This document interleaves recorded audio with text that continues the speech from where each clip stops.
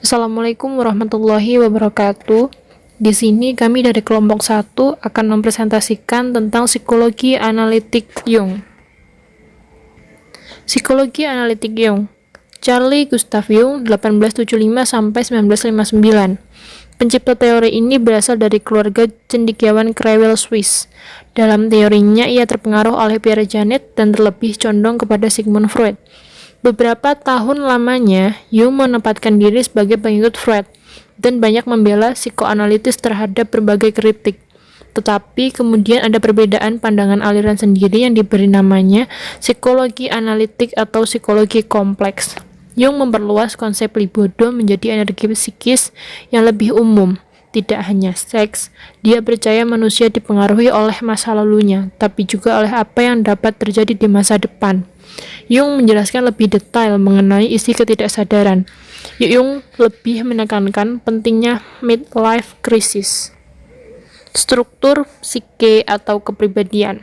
Psike ialah totalitas segala peristiwa psikis baik yang didasari maupun yang tidak didasari. Jadi, jiwa manusia terdiri dari dua alam, yaitu yang pertama alam sadar atau kesadaran, dan yang kedua alam tak sadar atau ketidaksadaran.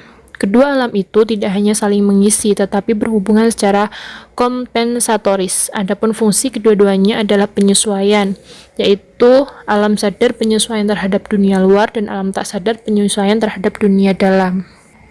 Struktur kesadaran. Kesadaran mempunyai dua komponen pokok, yaitu fungsi jiwa dan sikap jiwa yang masing-masing mempunyai peran penting dalam orientasi manusia dalam dunianya. Fungsi jiwa. Fungsi jiwa menurut Jung ialah suatu bentuk aktivitas kejiwaan yang secara teori tiada berubah dalam lingkungan yang berbeda-beda.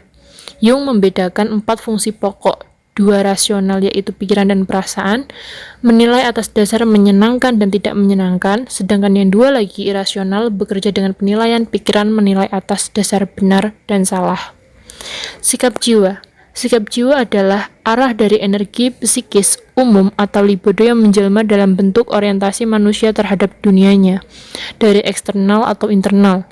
Berdasarkan sikap jiwanya, manusia dapat digolongkan menjadi 2 tipe, yaitu manusia-manusia yang bertipe extravert dan manusia-manusia yang bertipe introvert. Teori kesadaran yang berikutnya ada psychological types. Psychological types ini gabungan dari attitude dan function. Attitude sendiri adalah predisposisi atau kecenderungan untuk beraksi dan bereaksi. Jung menekankan bahwa orang mungkin bisa punya 2 attitude ini.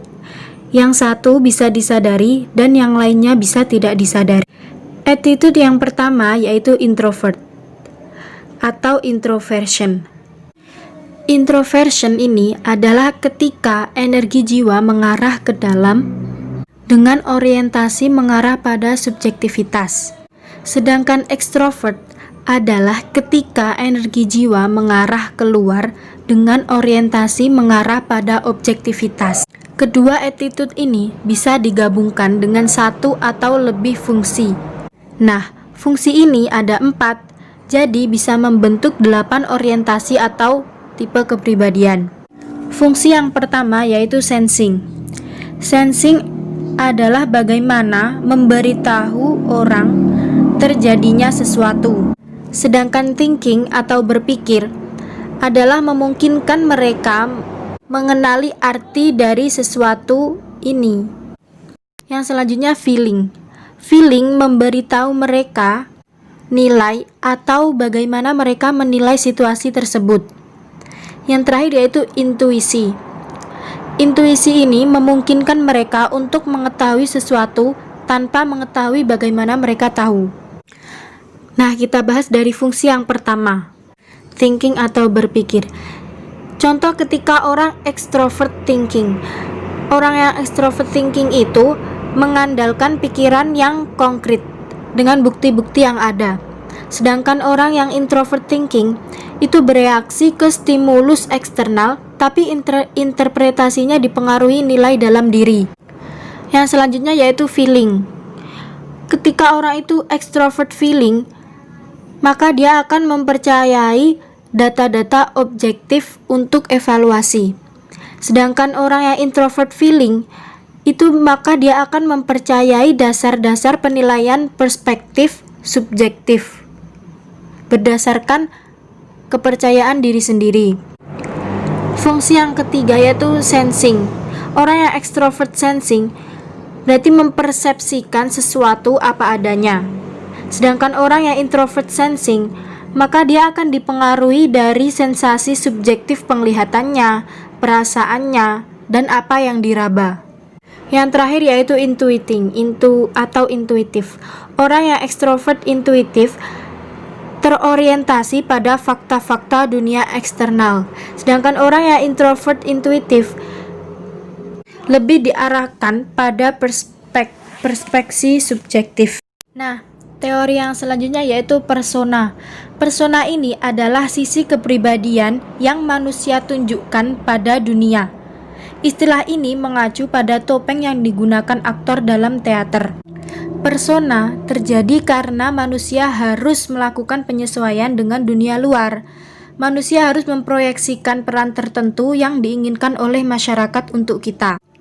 Intinya, persona ini adalah sifat-sifat yang ingin masyarakat lihat. Identifikasi yang terlalu kuat dengan persona menimbulkan manusia tidak sadar akan individualitasnya dan terhalangi untuk mencapai realisasi diri. Identifikasi yang terlalu kuat juga membuat manusia kehilangan kontak dengan inner self dan menjadi tergantung dengan sosial. Persona ini juga bisa disebut dengan jembatan yang menghubungkan kita dengan lingkungan sekitar. Jadi cara adaptasi kita dengan masyarakat itu dengan topeng itu sendiri. Struktur kepribadian yang selanjutnya yaitu struktur ketidaksadaran. Ketidaksadaran mempunyai dua lingkaran, yaitu ketidaksadaran pribadi dan ketidaksadaran kolektif. Yang pertama yaitu ketidaksadaran pribadi. Ketidaksadaran pribadi berisikan hal-hal yang diperoleh oleh individu selama hidupnya, meliputi hal-hal yang terdesak atau tertekan dan hal-hal yang terlupakan serta hal-hal yang teramati, terpikir dan terasa di ambang kesadaran. Ketidaksadaran yang kedua yaitu ketidaksadaran kolektif. Ketidaksadaran kolektif mengandung isi-isi yang diperoleh selama pertumbuhan jiwa seluruhnya, yaitu pertumbuhan jiwa seluruh manusia. Ketidaksadaran adalah hal yang tidak disadari. Pengetahuan mengenai ketidaksadaran itu diperoleh secara tidak langsung, yaitu melalui manifestasi daripada isi-isi ketidaksadaran itu. Manifestasi ketidaksadaran itu dapat berbentuk simptom dan kompleks, mimpi, juga archetypes. Simptom dan kompleks. Simptom dan kompleks merupakan gejala yang masih dapat disadari. Simptom adalah gejala dorongan daripada jalannya energi yang normal, yang dapat berbentuk simptom kejasmanian maupun kejiwaan. Sedangkan kompleks adalah bagian kejiwaan kepribadian yang telah terpecah dan terlepas dari penilikan, kesadaran dan kemudian mempunyai kehidupan sendiri dalam kegelapan alam ketidaksadaran yang selalu dapat menghambat atau memajukan prestasi kesadaran. Yang kedua yaitu mimpi, fantasi, hayalan. Mimpi yaitu penjelmaan angan-angan atau keinginan yang tak dapat terrealisasikan. Di samping mimpi, Jung juga menemukan pula fantasi dan hayalan sebagai bentuk manifestasi ketidaksadaran. Manifestasi ketidaksadaran yang ketiga yaitu archetype. Archetype itu adalah jejak ingatan ras akan suatu bentuk pikiran, bisa berupa ide, visi, atau gambaran, dan sifatnya universal diturunkan dari generasi ke generasi. Bentuk-bentuk pikiran ini menciptakan gambaran-gambaran atau visi misi yang nanti muncul di kehidupan sadar kita dan biasa dikaitkan dengan pengalaman hidup yang nyata. Dari Jung sendiri, archetype ini disebut sebagai citra primordial yang merupakan kemampuan persepsi dari naluri dan dapat dianalogikan dengan kesadaran sebagai persepsi kehidupan objektif manusia. Setiap orang secara tidak sadar punya archetype. Misalnya, seseorang mempunyai archetype ayah yang sempurna, ibu yang sempurna, anak-anak yang ceria. Itu contoh archetype. Sepaham saya, archetype itu seperti ekspektasi kita kepada suatu hal. Selanjutnya menjelaskan tentang dinamika psike atau kepribadian. Jung berpendapat bahwa struktur psike itu tidak statis, melainkan dinamis dalam gerak yang terus-menerus. Nah, dinamika ini disebabkan oleh energi psikis yang disebut sebagai libido. Pengertian libido ini dipergunakan seperti energi dalam ilmu alam, jadi sebagai abstraksi yang menyatakan relasi-relasi dinamis. Yang pertama, hukum atau prinsip-prinsip dalam psike. Psike atau kepribadian adalah suatu sistem energi tertutup tetapi tidak untuk seluruhnya. Dalam artian sifat tertutupnya tidak sempurna. Kemudian prinsip ekuivalen. Adapun prinsip yang mengatur energi psikis itu juga analog dengan prinsip-prinsip yang mengatur energi dalam ilmu alam. Jung mendasarkan pandangannya dalam dinamika psike pada dua prinsip pokok, yaitu prinsip ekuivalen dan entropi. Prinsip ekuivalen menyatakan bahwa apabila sesuatu nilai menurun atau hilang, maka jumlah energi yang didukung oleh nilai itu tidak hilang dari psike, melainkan akan muncul kembali dalam nilai baru. Kemudian tentang prinsip entropi atau psychological homeostasis. Kalau prinsip ekuivalen tadi merupakan hukum yang pertama dalam termodinamika, maka prinsip entropi ini merupakan hukum yang kedua.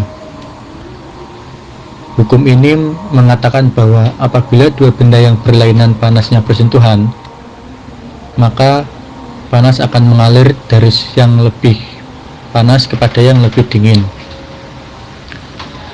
Yang kedua, arah dan intensitas energi. Arah energi.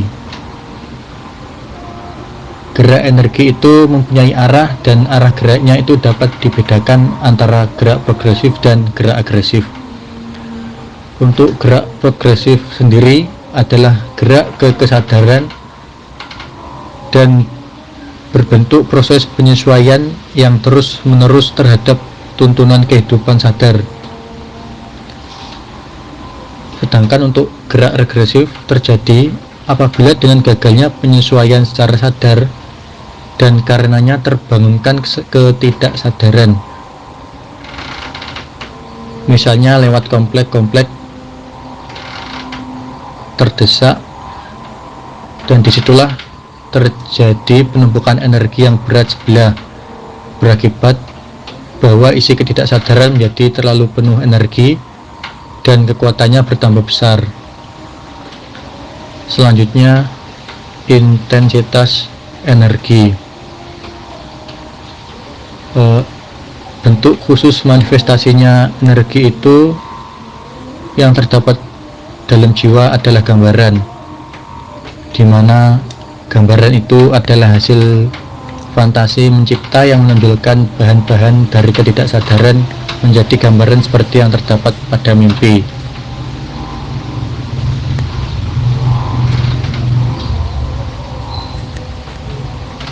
Yang ketiga, interaksi antara aspek-aspek psike atau kepribadian. Keempat, fungsi jiwa yang pokok, dan kedua, sikap jiwa serta berbagai sistem yang membentuk keseluruhan kepribadian berinteraksi satu sama lain dalam tiga macam cara, yaitu pertama, sesuai aspek atau sistem mengkompensasikan kelemahannya terhadap yang lain. Kedua, sesuatu aspek atau sistem menentang aspek atau sistem yang lain. Dan yang terakhir, satu atau dua sistem mungkin bersatu untuk membentuk sintesis. Perkembangan kepribadian. Tujuan perkembangan adalah aktualisasi diri atau Selbstaktualisierung, yang berarti manusia selalu berkembang ke taraf lebih sempurna dan menuju taraf diferensiasi lebih tinggi. Yang berarti psike atau kepribadian memiliki pusat bukan lagi si aku, namun berganti ke diri. Dalam memandang perkembangan kepribadian, Freud adalah ahli yang menekankan masa lampau atau kausalitas. Sedangkan Adler adalah ahli yang menekankan peranan masa depan dengan cita-citanya teologi. Kausalitas dan teologi memiliki peran penting dalam perkembangan kepribadian yang menjangkau ke belakang dan ke depan. Seseorang dituntut bermuka rangkap pada satu sisi melihat masa lampau dan di sisi lain menggambarkan apa yang akan terjadi di masa yang akan datang. Dalam proses perkembangan kepribadian dapat terjadi gerakan maju atau progresi atau gerakan mundur regresi. Progresi adalah sadar dapat menyesuaikan diri secara memuaskan terhadap tuntutan dunia luar maupun kebutuhan ketidaksadaran. Sedangkan regresi di sini tidak selalu diartikan secara negatif ya, namun dibantu dengan sang aku, psike dapat menemukan jalan untuk mengatasi rintangan yang dihadapi. Dengan melakukan gerakan mundur, sang aku ini dapat menemukan pengetahuan di dalam ketidaksadaran untuk mengatasi frustasi yang dihadapi. Dalam perkembangan kepribadian, terjadi energi psikis yang dipindahkan, artinya dapat ditransfer dari satu aspek ke aspek lain. Transfer energi psikis ini berlangsung atas dasar prinsip pokok dinamika, yaitu ekuivalen dan entropi. Transfer yang progresif disebut sublimasi, yaitu transfer dari proses yang lebih primitif, intrinsitif, dan rendah diferensiasinya ke proses yang lebih bersifat kultural, spiritual, dan tinggi diferensiasinya atau perbedaannya. Sublimasi berarti progresif, menyebabkan psike bergerak maju menambah rasionalitas, sedangkan represi adalah regresif yang menyebabkan psike bergerak mundur dan menghasilkan irasionalitas. Jadi, pandangan Jung tentang sublimasi dan represi adalah dua hal yang berlawanan. Kepribadian mempunyai kecenderungan untuk berkembang ke arah kebulatan yang stabil. Perkembangan kepribadian ini adalah pembeberan kebulatan asli atau realisasi untuk menemukan diri yang semula tidak mempunyai diferensiasi dan tujuan. Untuk mencapai kepribadian yang sehat, maka setiap aspek kepribadian harus mencapai syarat diferensiasi dan perkembangan yang sepenuhnya. Proses ini disebut sebagai individuasi. Dalam mencapai individuasi, harus meminimalkan persona, mengenal anima dan animus, dan menyeimbangkan antara introversi dan ekstraversi. Orang yang telah mencapai individuasi, maka dia mampu menempatkan dirinya di dunia internal dan eksternal. Dalam perjuangan batin sebagai proses individuasi dapat dilakukan melalui bermacam-macam fase, yaitu pada fase pertama, ini membuat sadar fungsi pokok dan sikap jiwa yang ada dalam ketidaksadaran. Melalui tahap ini, tegangan dalam batin berkurang dan kemampuan untuk mengadakan orientasi serta penyesuaian diri meningkat. Fase kedua, membuat sadar imago-imago atau gambaran utuh tentang diri, sehingga dia mampu melihat kelemahannya sendiri yang diproyeksikan. Fase ketiga, menyadari bahwa manusia hidup dalam berbagai tegangan pasangan yang berlawanan baik rohaniyah maupun jasmaniyah. Manusia harus tabah menghadapi masalah yang dihadapi dan dapat mengatasinya. Pada fase yang terakhir, hubungan selaras antara kesadaran dan ketidaksadaran diri merupakan pusat kepribadian, mengkoordinasikan seluruh aspek kepribadian. Gambaran manusia yang mampu mengkoordinasikan seluruh aspek kepribadiannya disebut manusia integral atau manusia sempurna.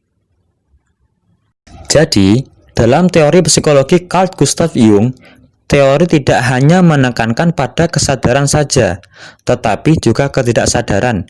Keduanya memiliki fungsi penyesuaian, yaitu saling mengisi dan berhubungan satu dengan yang lain. Jung mengemukakan dinamika psike yang dinamis atau berkembang terus-menerus untuk mencapai suatu keseimbangan, di mana keseimbangan bertujuan mewujudkan manusia yang sempurna.